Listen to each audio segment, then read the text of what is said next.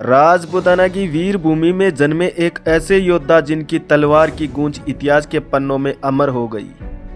महाराणा रतन सिंह न केवल उनकी शौर्य गाथाएं बल्कि उनकी अडिग निष्ठा और बलिदान की कहानियां आज भी हर भारतीय के हृदय में गर्व की अग्नि प्रज्वलित कर रही है। चित्तौड़ का स्वाभिमानी शासक जिसने ना कभी अन्याय के सामने अपना सिर झुकाया और ना ही कभी अपने गौरवशाली कर्तव्य से पीछे हटे।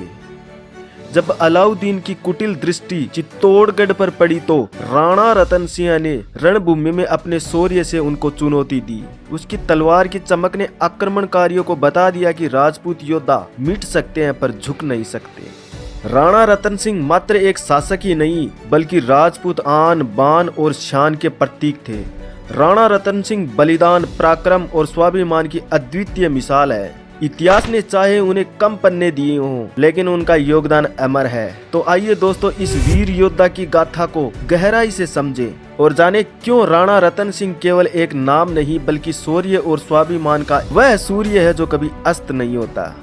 राणा रतन सिंह, इनका जन्म 13वीं शताब्दी में गहलोत वंश में हुआ था। इनके पिता का नाम समर सिंह था। जब राणा रतन सिंह मेवाड़ की गद्दी पर बैठे उस समय दिल्ली का सुल्तान अलाउद्दीन खिलजी था तथा राणा रतन सिंह की राजधानी भी चित्तौड़गढ़ दुर्ग थी जो सामरिक दृष्टि से बहुत ही महत्वपूर्ण थी।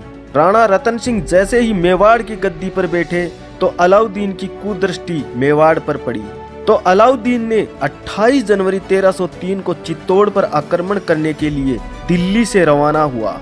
अमीर खुसरो के अनुसार उसने अपना शाही शिविर गंभीरी व बेड़स नदियों के मध्य लगाया था तथा अलाउद्दीन खिलजी स्वयं अपना शिविर चित्तौड़ी नामक पहाड़ी पर लगाया करता था।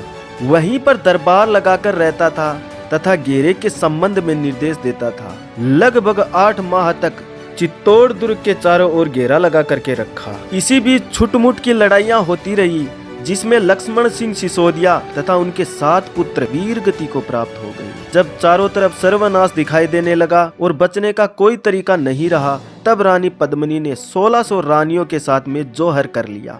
उसी समय रतन सिंह के सेनापति गोरा व बादल के नेतृत्व में राजपूतों ने केसरिया वस्त्र धारण कर लिया और चित्तौड़ दुर्ग के फाटक खोल दिए और शत्रुओं पर टूट पड़े और लड़ते लड़ते वीर गति को प्राप्त हो गए। ये चित्तौड़ का प्रथम शाखा था। अमीर खुसरो के अनुसार अलाउद्दीन खिलजी का चित्तौड़ पर अधिकार हो गया, वो भी 26 अगस्त 1303 ईस्वी को। जब अलाउद्दीन खिलजी चित्तौड़ दुर्ग में पहुंचा तो देखा चारों ओर धुआं ही धुआं है।